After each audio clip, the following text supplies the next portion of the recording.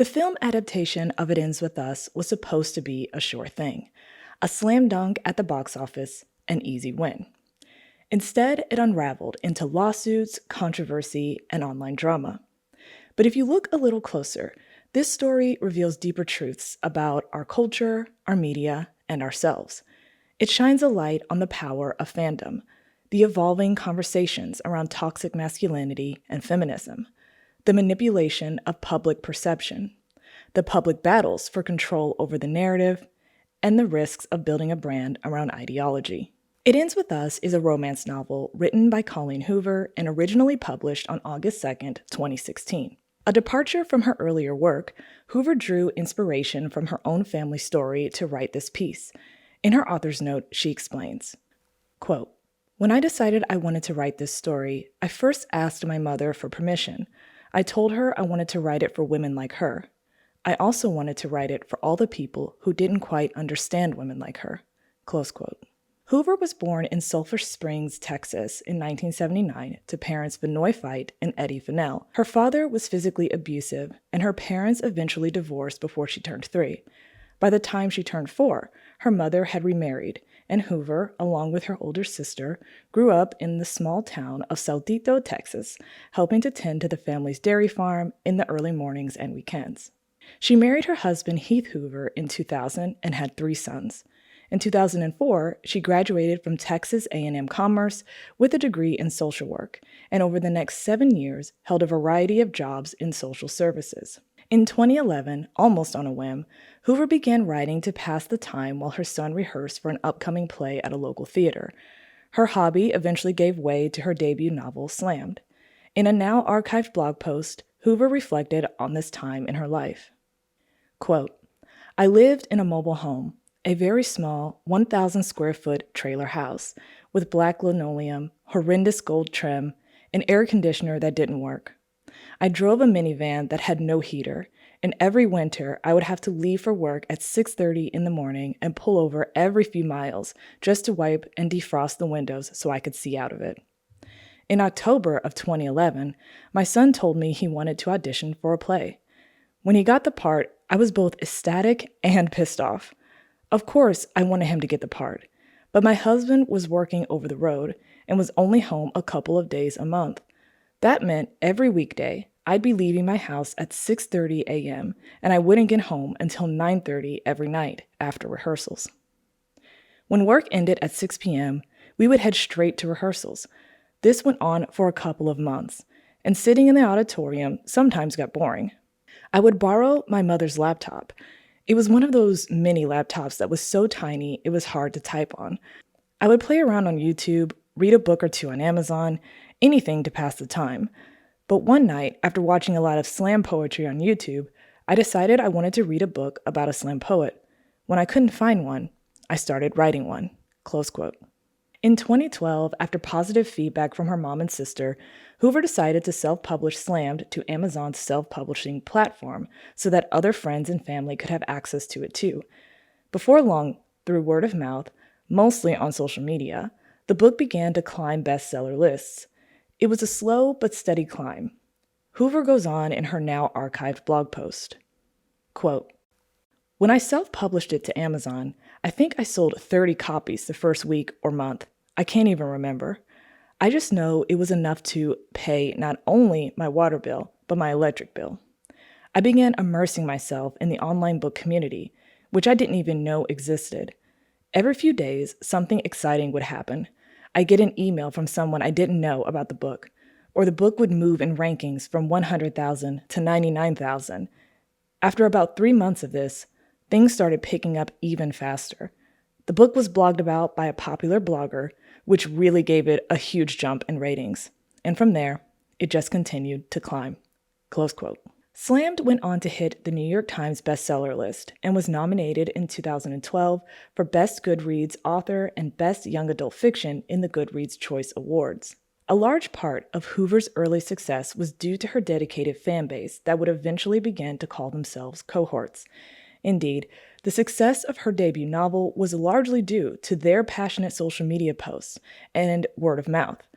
Hoover didn't go the traditional route. She rose to prominence organically through the efforts of her fandom. That very popular blogger Hoover mentioned in her archived blog post was very likely Marcy from Marcy's Book Blog, who wrote a glowing review for Slammed in March 2012.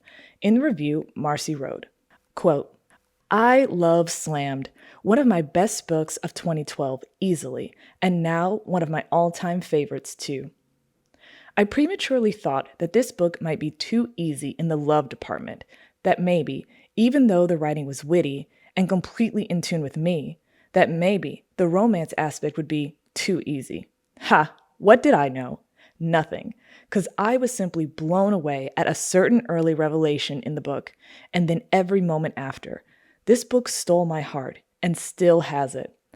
But I'm glad to hand it over. In fact, all I want to do is immediately move on to book number 2, which happily is already on my iPad." Close quote. The comments section on the blog is full of positive feedback as well, mirroring the author's sentiment. Slammed was the springboard, and over the next 4 years, Hoover would go on to release 9 more novels, many of which became Times bestsellers. In 2013, Hoover released a novella called Finding Cinderella. It included characters from her hit series Hopeless, but was meant to be a standalone piece. It was released for free as an ebook, as a sort of gift to her supporters. But the CoHorts wanted more, and began to pressure the publisher, Atria Books, to provide a printed version as well. They started a campaign online with the hashtag Finding Cinderella, and the response was so overwhelming that in January 2014, the official Atria Books Twitter account announced that it would indeed offer a physical copy of the novella. In the tweet, they say, quote, "After thousands of memes and tweets, free e-short Finding Cinderella by Colleen Hoover will now be in print." Close quote. The new edition was later published with an exclusive new epilogue, a note from Hoover, and fan tweets from the Finding Cinderella campaign. It was yet another clear display of the power of her fandom, making so much noise that they create real change. It shows the push and pull relationship between the public, everyday people, and those who live their lives in the public eye. But It Ends With Us would take things to another level and prove to be unique. Tackling difficult topics like domestic violence and the cycle of abuse, the book follows the love story of Lily Bloom and Ryle Kincaid as they attempt to navigate trauma and life's challenges. It would ultimately ask her fan base to go down roads they had not been before, at least not in her works, and it was also a story that was close to home for Hoover. In an interview with Daily News, Hoover explains, quote, "This was by far the hardest book I've ever written. I was approaching a very touchy subject from an angle that isn't taken a lot." Close quote. In her author's note, she adds, quote, "On more than one occasion while writing this, I wanted to change the plotline.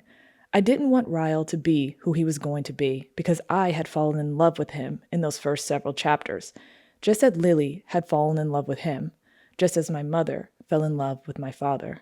Close quote. It Ends With Us was praised by critics and early book reviewers for being more mature and serious than Hoover's previous works. In a 2016 book review, Nerdy Talk's book blog drives this point home. Quote, "It was a sad book, yet a satisfying one. It was as heartbreaking, yet as surreal. It was real life magnified and detailed. It was real life painted in a different light." Close quote. Romantic Times book reviews agreed with this sentiment. Quote, "It Ends With Us is a perfect example of the author's writing chops and her ability to weave together uplifting, romantic, and somber plot lines." Close quote. Despite early praise and winning the 2016 Goodreads Choice Award for Best Romance, It Ends With Us was not a breakout hit. It sold approximately 36,000 copies in its first year of publication.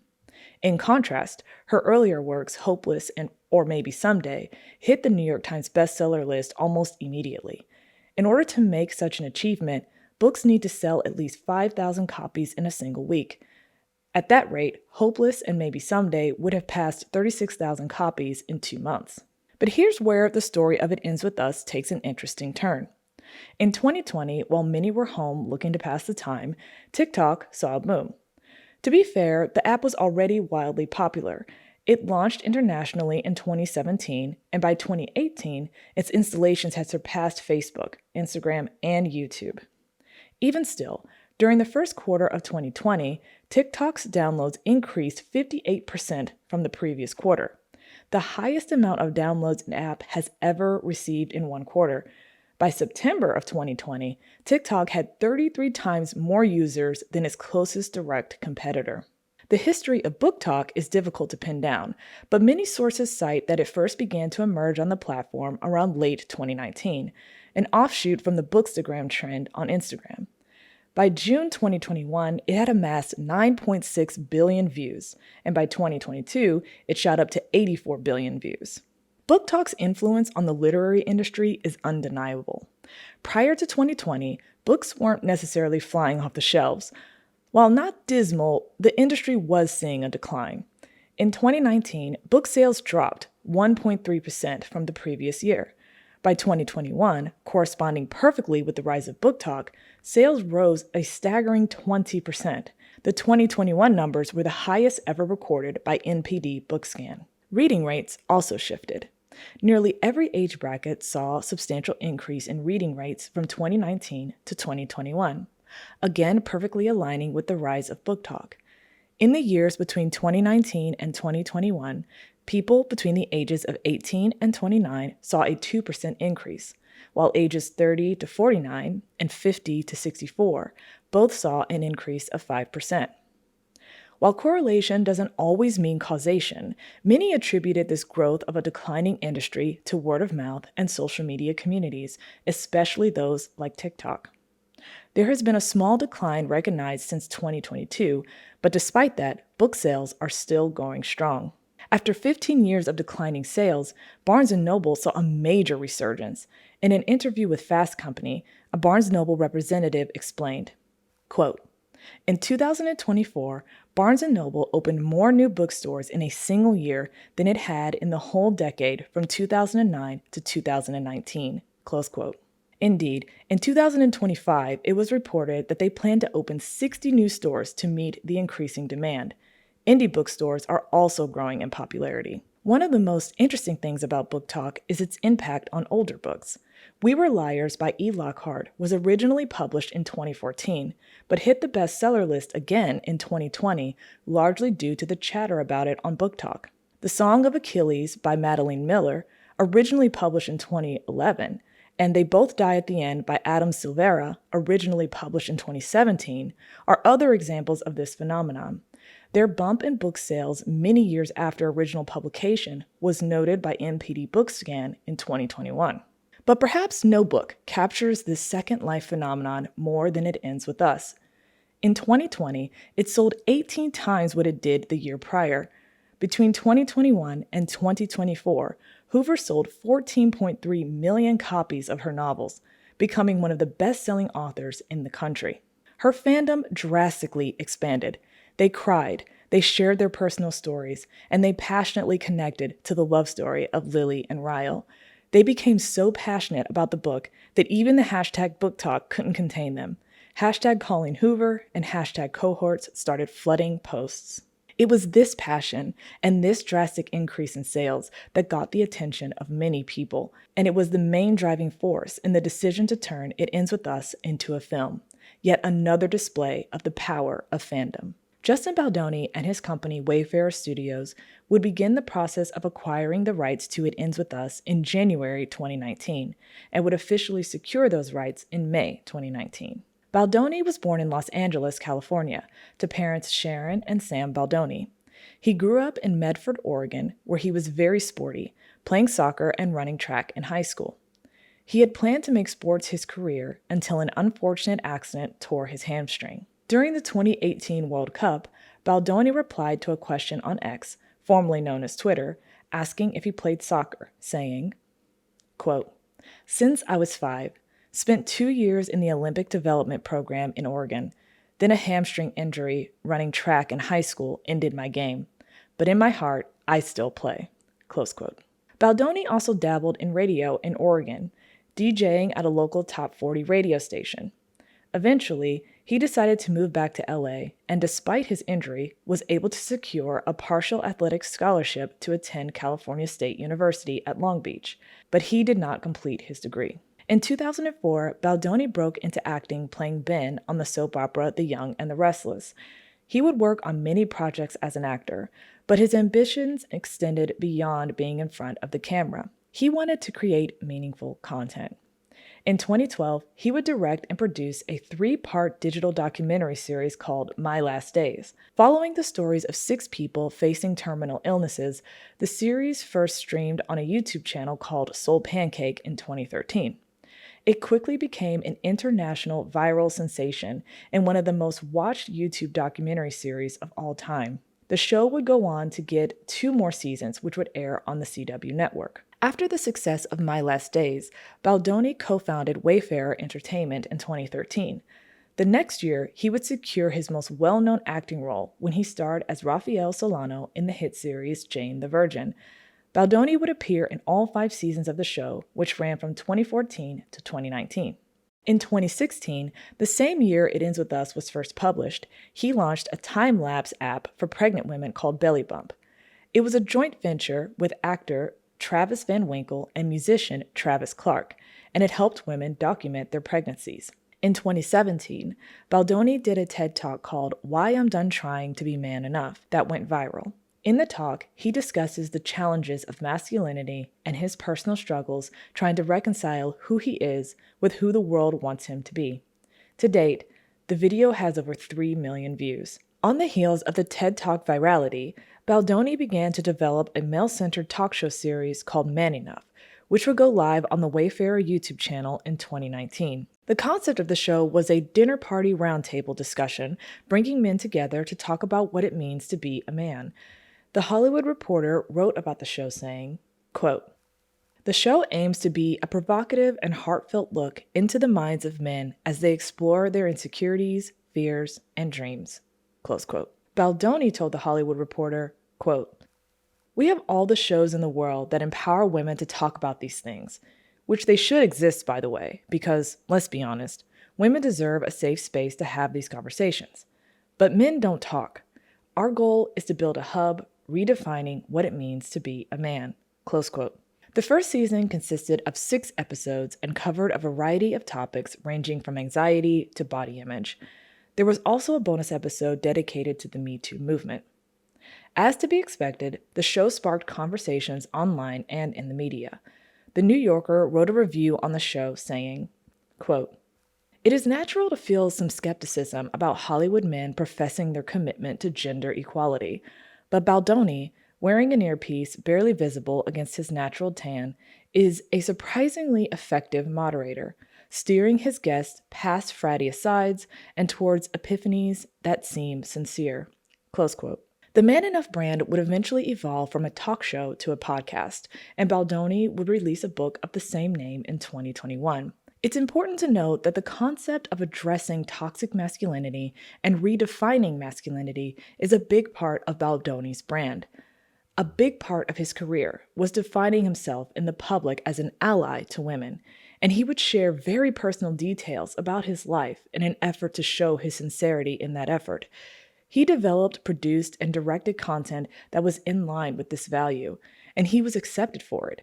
The public began to see him as a leader in this conversation. He was invited to talk at Penn State and shared his perspectives across a wide variety of media platforms. In 2019, Baldoni produced and directed 5 Feet Apart, a film about 2 teenagers living with cystic fibrosis. The film's story around sensitive topics fit into his ethos and the kind of content people were growing to expect from him. In a review of the film on Roger Ebert, they note, quote, "Director Justin Baldoni balances the compelling specifics of CF with the larger questions we all face about creating meaning in a world of uncertainty and loss. Baldoni clearly learned a great deal from his My Last Days television series documenting the lives of terminally ill people, and he shows sensitivity and insight in exploring these issues with a fictional story." Close quote. Interestingly, it was 5 Feet Apart that gave Hoover the confidence that Baldoni could adapt It Ends With Us. In an interview with Entertainment Weekly, Baldoni tells the story. Quote, "She went to see it in theaters opening weekend and wrote me, and she said she felt that I could do justice to her story that was so personal to her." Close quote. It's sort of ironic that Baldoni's introduction to the book It Ends With Us was not during its second life on BookTok. He actually read it for the first time back in 2016. Perhaps by a stroke of fate, when he was writing his book, Man Enough, his book agent at the time used to be Colleen's. Baldoni told Entertainment Weekly, quote, I was just starting Wayfarer Studios and looking for movies that could reach into somebody's soul and touch them. One day, out of the blue, she sent me It Ends With Us, and she said, just give it a shot, and you'll see why I think this is the right thing for you to option. Close quote. Of course, Baldoni felt drawn to the story. In all fairness, it does seem to fit the mold of the type of content he is drawn to create. Shortly after reading, he began an email conversation with Hoover, and the rest is history. He would secure the rights in May of 2019, and by January 2023, it would be announced that he would star in the film alongside Blake Lively. The creative decisions and coverage of the production process would spark backlash amongst the cohorts and evolve into its eventual collapse.